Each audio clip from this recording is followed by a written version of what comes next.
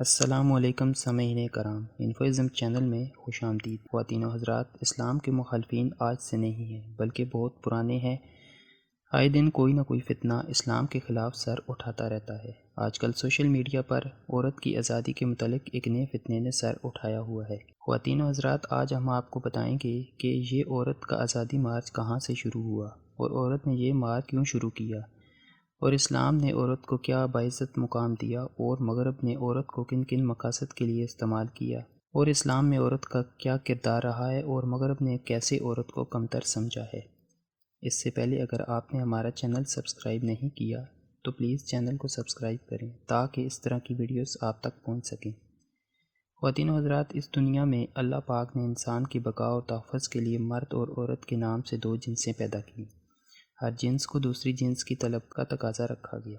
حقیقت میں تو دونوں کی زندگی ایک دوسرے کے بغیر نامکمل ہے۔ اسی وجہ سے مرد کامل ہوتے ہوئے بھی عورت سے بے نیاز نہیں ہے، اور عورت بھی عورت کے لباس میں رہتے ہوئے مرد کے بغیر مطمئن زندگی بسر نہیں کر سکتی۔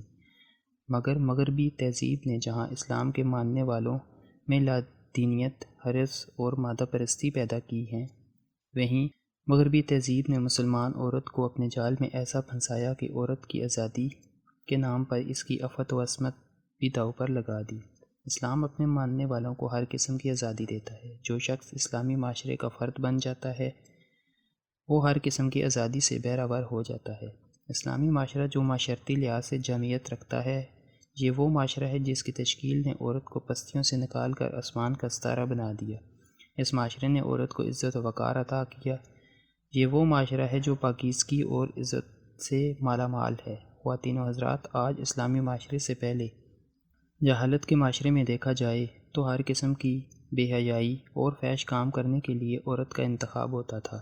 اگر تاریخ اٹھا کر دیکھا جائے تو کسی معاشرے کے مرد کو اس کے مقاصد سے ہٹانے کے لیے اور اسے گمراہ کرنے کے لیے عورت کا استعمال کرتے تھے، لیکن موجودہ دور میں اسلامی معاشرے میں بھی خواتین کو ہی ان کے مقاصد سے ہٹانے کے لیے استعمال کرنے کی غرض سے دیسی لبرلز نے عورتوں میں فحاشی اور عریانی کو رواج دیا۔ ان لبرلز نے، خواہ وہ کسی کمپنی کی کمرشل ہو یا فیشن کے نام ہو، مسلمان باحیا عورتوں کے پردے اور ایمان کا جنازہ نکال دیا ہے۔ یہ عورتوں کے حقوق کے لیے کام کرنے والی NGOs کے ایجنٹوں نے وطن عزیز میں بے حیائی اور عریانی پھیلانے میں کوئی کسر نہیں چھوڑی۔ کافر اور ملحدوں کی شدید خواہش ہے کہ وطن عزیز کو عزت و شرم و حیا والی سوچ سے خالی کر دیں۔ اسلامی معاشرے میں بے حیائی کا پھیل جانا اللہ کے عذاب کو کھلم کھلا دعوت دینا ہے۔ فحاشی اور عریانی تو غیر مسلم کا شعار تھا، لیکن افسوس یہ اسلامی معاشرے میں پھیل گیا۔ خواتین و حضرات، تاریخ کا مطالعہ کرنے سے پتہ چلتا ہے کہ مغرب کی عورت کیوں آزادی مارچ کے لیے اٹھی۔ اس کی کیا وجوہات تھیں؟ پہلی دفعہ 1909 میں عورت کے آزادی مارچ کی ابتدا ہوئی۔ 8 مارچ کو آزادی مارچ منانے کا فیصلہ 1913 کو ہوا۔ 1908 کو چند مخصوص عورتوں نے اپنے حقوق کے لیے آزادی مارچ کیا تو ان عورتوں پر کارروائی کرتے ہوئے ان کو گرفتار کیا گیا۔ 1909 کو امریکن سوشلسٹ پارٹی نے آزادی مارچ کی قرارداد منظور کی۔ 1910 کو پہلی بار عورت کی آزادی کا عالمی دن منایا گیا۔ آزادی مارچ میں مغربی عورت اپنے معاشی، معاشرتی اور سیاسی حقوق کے لیے اٹھی، کیونکہ غیر مسلم عورت ہمیشہ اپنے مرد کا شکار رہی ہے۔ مرد نے اسے صنف نازک کو جنگلی درندہ ہی سمجھا ہے۔ گھر کے سامان اور جانوروں کے برابر عورتیں بیچی اور خریدی جانے لگیں۔ اسلام سے پہلے حالات میں عورت کو صرف نسل انسانی کی ترقی کا ذریعہ سمجھا جاتا تھا۔ اس کے علاوہ عورت ان کے لیے شرمندگی کا باعث تھی۔ خواتین و حضرات، کسی بھی قوم کا ماضی اس کے مستقبل کے لیے مشعل راہ ہوتا ہے۔ مسلمانوں کے ماضی میں دیکھیے، جہاں انہوں نے عورت کو پردے کا پابند کیا، جہاں ان عورتوں نے احکام الہی کو مانا ہے، وہاں ان عورتوں نے وہ کام کر دکھایا جو آج کی مسلمان عورت پردے سے آزادی کی بات کرتی ہے، پردے کے بغیر بھی شاید نہ کر سکے۔ اصل میں پردہ عورت کو قید نہیں کرتا بلکہ وہ باعزت مقام فراہم کرتا ہے۔ نبی کریم صلی اللہ علیہ وسلم کے دور میں عورتوں نے وہ کام کر دکھایا جو آج کی لبرلز عورتوں کے منہ پر تمانچہ ہے۔ پردہ داغ نہیں بلکہ ترقی کی راہ میں قیمتی چیز ہے۔ صحابیات رضی اللہ تعالیٰ عنہ نے جس جوش سے خدمت جہاد کی ہے، آج کے دور میں اس کی مثال مشکل سے ہی ملے گی۔ غزوہ احد میں جب کافروں نے حملہ کر دیا تو عمارہ سینہ سپر ہو گئیں۔ انہوں نے کندھے پہ ایک گہرا زخم کھایا، لیکن ابن کیمہ کو نبی کریم صلی اللہ علیہ وسلم کے پاس نہیں جانے دیا۔ غزوہ خندق میں حضرت صفیہ رضی اللہ تعالیٰ عنہ کی بہادری اور تدبیر نے یہودیوں کو حملہ نہیں کرنے دیا۔ غزوہ حنین میں سلیم رضی اللہ تعالیٰ عنہ کا خنجر لے کر نکلنا بہت مشہور ہے۔ جنگ یرموک میں اسمہ بنت ابو بکر، جویریہ رضی اللہ تعالیٰ عنہ، ہند، خولہ رضی اللہ تعالیٰ عنہ نے بڑی بہادری سے قبرص کی بحری جنگ میں قبرص کی فتح میں حرام بنت ملحان اس میں شامل تھیں۔ اس کے علاوہ زخمیوں کی مرہم پٹی کرنا، شہداء کی لاشوں کو اٹھانا، جنگی مجاہدین کے لیے کھانا بنانا جیسی خدمات قابل حیرت ہیں۔ یرموک میں جب مسلمان ہٹنے لگے تو ہند اور خولہ نے اشعار پڑھ کر غیرت دلائی۔ صحابیات رضی اللہ تعالیٰ عنہ کے ساتھ ساتھ سیاست میں بھی حصہ لیتی تھیں۔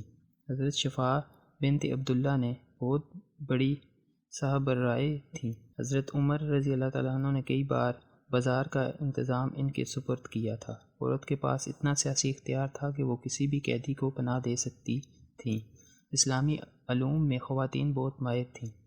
حضرت عائشہ رضی اللہ تعالیٰ عنہ، ورقہ اور سلمہ رضی اللہ تعالیٰ عنہ پورے قرآن پاک کو حفظ کیا۔ سعد درس قرآن دیتی تھیں۔ حضرت عائشہ بہت ساری احادیث کی راوی ہیں۔ فقہ میں ان کے فتاویٰ بہت مشہور ہیں۔ اسلامی علوم کے علاوہ دیگر علوم میں بھی خواتین ماہر تھیں۔ سلمہ علم الاسرار سے پوری واقفیت رکھتی تھیں۔ خطابت میں اسمہ بنت یزید بہت مشہور تھیں۔ خوابوں کی تعبیر میں اسمہ بنت امیس ماہر تھیں۔ طبی اور جراحی میں اسلمطہ، مطاع، کبشہ، حمنہ بنت حجش، سلیم، عطیہ کو مہارت حاصل تھی۔ حضرت حفصہ اور بنت عقبہ کلثوم بھی پڑھنا لکھنا جانتی تھیں۔ حضرت عائشہ رضی اللہ تعالیٰ عنہ پڑھنا جانتی تھیں۔ اس کے علاوہ خواتین تجارت بھی کرتی تھیں۔ حضرت خدیجہ رضی اللہ تعالیٰ عنہ بہت بڑی تاجر تھیں۔ عباسی دور میں پردے کا عام رواج تھا، تو عورتوں نے اس دور میں بھی بہت سی خدمات سر انجام دیں۔ ملکہ خزان، ملکہ زبیدہ، ملکہ بوران امور حکومت میں دلچسپی لیتی تھیں۔ خلیفہ منصور کے عہد میں 2 اسلامی شہزادیوں عیسیٰ اور لبانہ نے بزنطینیوں کے خلاف جہاد کا اعلان کیا تھا۔ ہارون کے عہد میں کئی عورتیں سپہ سالار مقرر ہوئی تھیں۔ خلیفہ مقتدر کی والدہ عدالت عالیہ میں اپیلوں کی سماعت کرتی تھیں اور غیر ملکی سفیروں سے امور مملکت پر تبادلہ خیال کرتی تھیں۔ عباسی دور کی عورتیں بہت علم پرور تھیں۔ وہ مردوں کے دوش بدوش علمی مجالس میں شریک ہوتی تھیں۔ ملکہ زبیدہ ایک بلند پایہ شاعرہ تھیں۔ ایک خاتون شیخہ ادب اور تاریخ پر لیکچر دیتی تھیں۔ ایک خاتون زینب بہت بڑی قانون دان تھیں۔ درسگاہوں میں قانون کی تعلیم دیتی تھیں۔ صلاح الدین ایوبی کے دور میں ایک ترک عورت درس حدیث دیتی تھیں۔ ان عورتوں کے واقعات ہمارے لیے مشعل راہ ہیں، لیکن ہم ان لبرل عورتوں کو کس طرح ان خرافات سے سمجھا سکتے ہیں؟ یہ تو اس طرح ہے جیسے کوڑے کے ڈھیر پورے ملک میں ہوں اور ان کی صفائی کے لیے چند لوگ تو نہیں درکار ہو سکتے، نہ اس کام کے لیے لاکھوں لوگ درکار ہوں گے۔ اسی طرح ان لبرلز کو سمجھانے کے لیے ایسے کئی لوگ چاہیے جن کی اپنی زندگی ایسی خرافات سے پاک ہوں۔ دوستو، اگر ویڈیو آپ کو پسند آئی ہو تو لائک ضرور کریں۔ شکریہ۔